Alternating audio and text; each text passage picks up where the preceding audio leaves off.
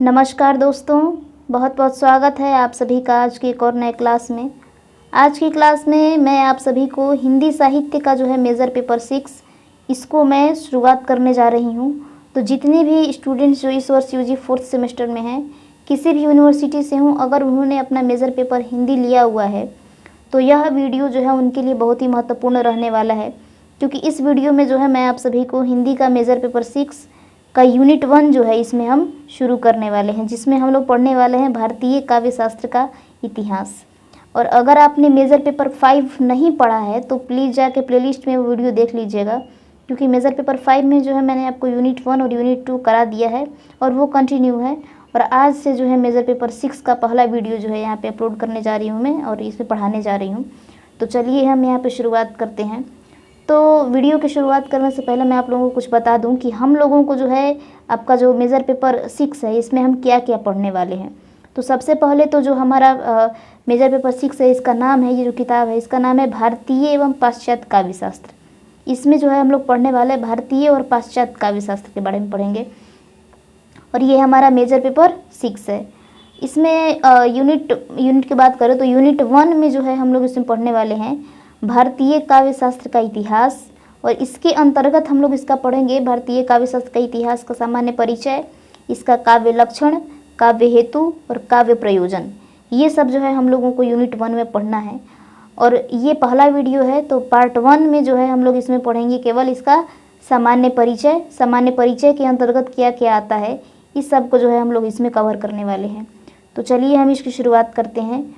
तो सामान्य परिचय की अगर बात करें तो यहाँ पर देखिएगा, समीक्षा एवं समालोचना के लिए जो सिद्धांत बनाए जाते हैं अथवा काव्य का साहित्य के विविध रूपों को परिभाषित करने के लिए जो नियम बनाए जाते हैं उन्हें साहित्य शास्त्र या काव्य शास्त्र के नाम से जाना जाता है। सबसे पहले तो जो हम लोग पढ़ने जा रहे हैं भारतीय काव्य शास्त्र, ये काव्य शास्त्र क्या होता है इसको जो है हम लोगों को यहाँ पे जानना है। तो समीक्षा और समालोचना के लिए जो सिद्धांत बनाया जाता है या फिर काव्य का साहित्य के विविध रूपों को परिभाषित करने के लिए जो नियम बनाए जाते हैं उसको जो है हम लोग काव्य शास्त्र कहते हैं, या फिर इसी को जो है हम लोग साहित्य शास्त्र के भी नाम से जानते हैं।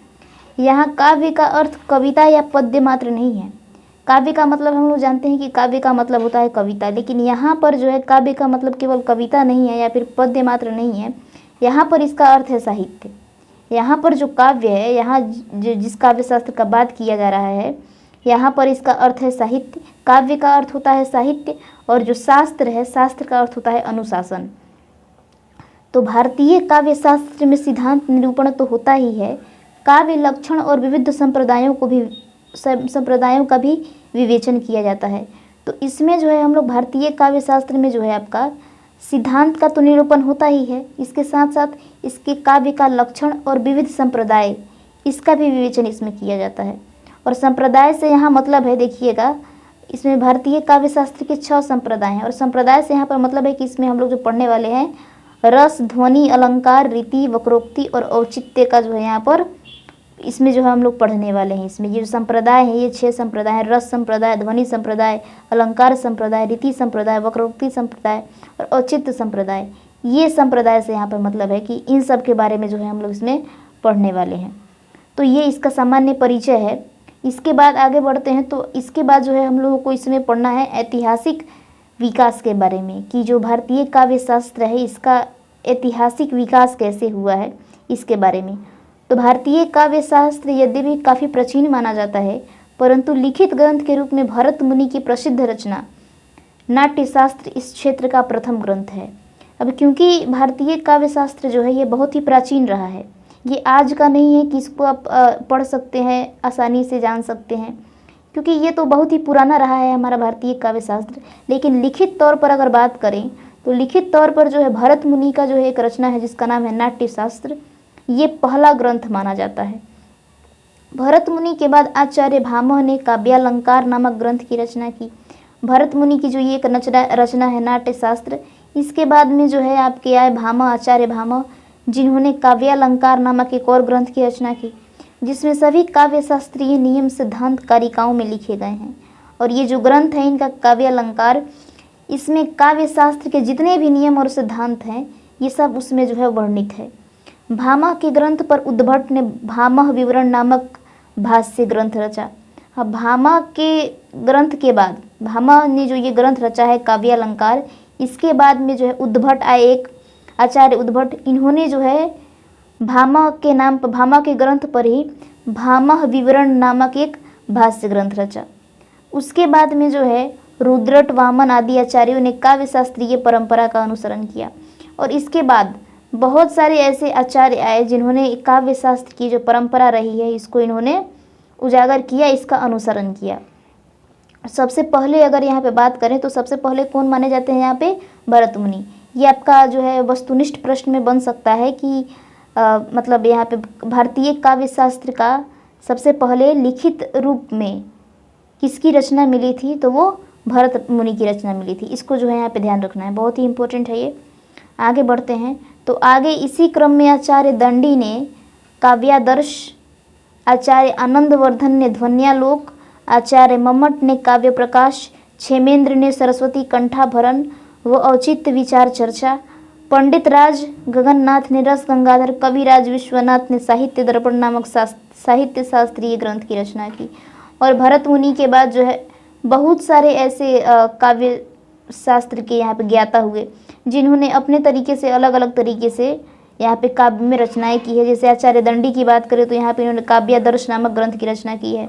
आचार्य आनंदवर्धन की बात करें तो इन्होंने जो है ध्वन्यालोक नामक ग्रंथ की रचना की है। उसके बाद आते हैं आचार्य मम्मट जिन्होंने काव्य प्रकाश का रचना किया है।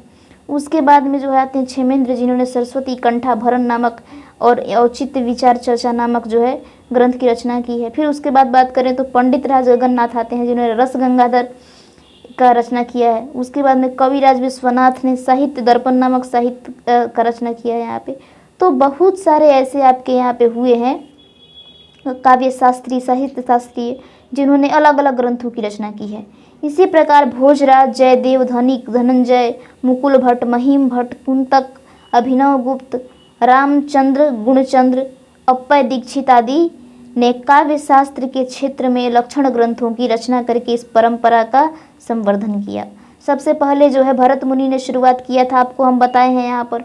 सबसे पहले भरत मुनि ने जो है शुरुआत किया था, सबसे पहली रचना उनका था यहाँ पर नाट्य शास्त्र। उसके बाद में बहुत सारे ऐसे आचार्य हुए जिन्होंने उसी परंपरा का अनुसरण किया और बहुत सारे ग्रंथों की रचना की। आगे बात करते हैं तो हम लोगों को आगे यहाँ पे जानना है कि काव्य जो है आपका, इसका अर्थ क्या होता है और इसका परिभाषा क्या होता है। इतना तो हम पीछे बताए हैं आपको कि जो काव्य है इसका मतलब सिर्फ यहाँ पे कविता मात्र नहीं है। यहाँ काव्य का मतलब है साहित्य, लेकिन यहाँ पे और थोड़ा सा हम इसको बहुत ही बेहतरीन ढंग से समझ लेते हैं। तो संस्कृत के काव्य शास्त्रियों ने प्रायः कवि के कर्म को काव्य कहा है। अब संस्कृत के जितने भी काव्य शास्त्री हुए हैं, क्योंकि आपका जो भारतीय काव्य शास्त्र रहा है, जो हिंदी में हम लोग काव्य शास्त्र पढ़ना है, ये संस्कृत से ही निकल के आया है हिंदी में। तो संस्कृत के जितने भी काव्य शास्त्री रहे हैं, इन्होंने कहा है कि कवि का जो कर्म है यही है काव्य। अतः कवि शब्द से ही काव्य की व्युत्पत्ति मानी जाती है। अब कवि जो शब्द है इसी से ही काव्य शब्द की व्युत्पत्ति मानी जाती है। ये संस्कृत की काव्य शास्त्रियों के द्वारा कहा गया है। कवि शब्द कु धातु में इच प्रत्यय लगने से बना है। अब ये जो आपका कवि शब्द है ये बना कैसे है, तो इसमें जो है कु धातु, इसमें इच प्रत्यय जब लग जाता है तब जाके जो है आपका बनता है कवि। कु धातु का अर्थ है शब्द करना, बोलना या फिर कलरव करना। इस धातु के अन्य अर्थ हैं व्याप्ति या फिर आकाश। कहने का मतलब कि यहाँ पे जो कु धातु है, कु धातु में इच प्रत्यय लग रहा है तो कवि बन रहा है। अब इस कु का मतलब क्या है, संस्कृत में जब आप धातु रूप पढ़ेंगे, शब्द रूपावली पढ़ेंगे, उपसर्ग और प्रत्यय पढ़ेंगे तो वहाँ पे आपको पता चलेगा कि जो कु धातु है इसका मतलब होता है शब्द करना या फिर बोलना या फिर कलरव करना। तो इस धातु का और भी बहुत सारा अर्थ होता है, जैसे आपका हो गया व्याप्ति, आकाश। उपरोक्त विवेचन के आधार पर हम कह सकते हैं कवि वह व्यक्ति है जो शब्द करता है, बोलता है या फिर कलरव करता है तथा जो आकाश के समान सर्वत्र व्याप्त है।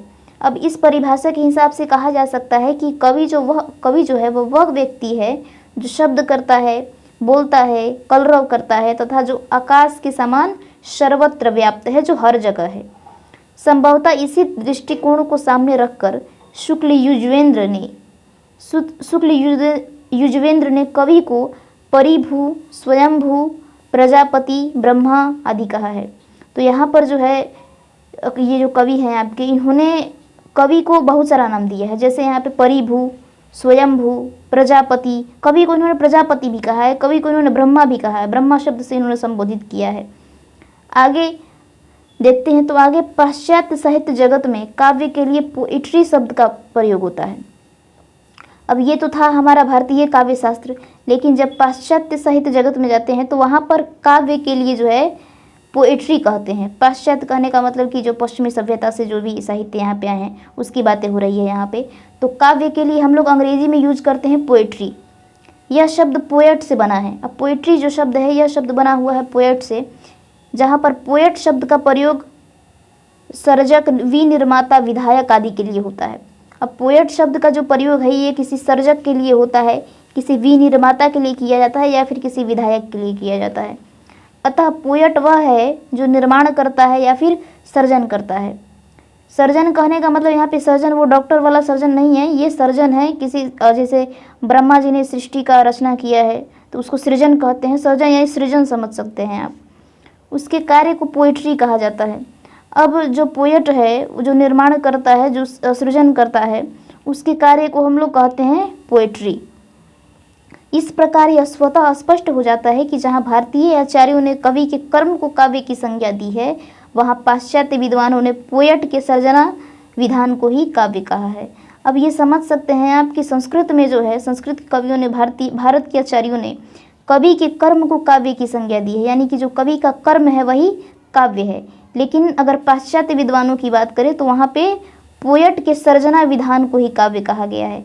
अब अंग्रेजी में बात वही है, बल्कि ये अंग्रेजी में कहा जा रहा है। तो पोएट जो सर्जना करता है, पोएट जो सृजन करता है, उसको, उसी के विधान को हम लोग काव्य कहते हैं, पोएट्री कहते हैं।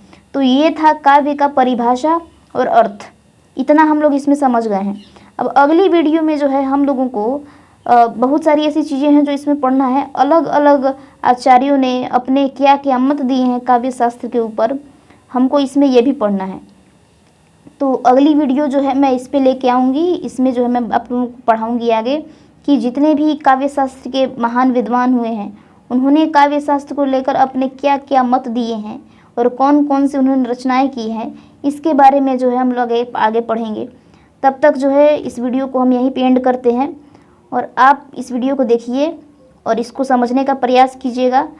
और हम मिलते हैं आप लोगों से अगले वीडियो में। तब तक के लिए आप सभी को राधे राधे।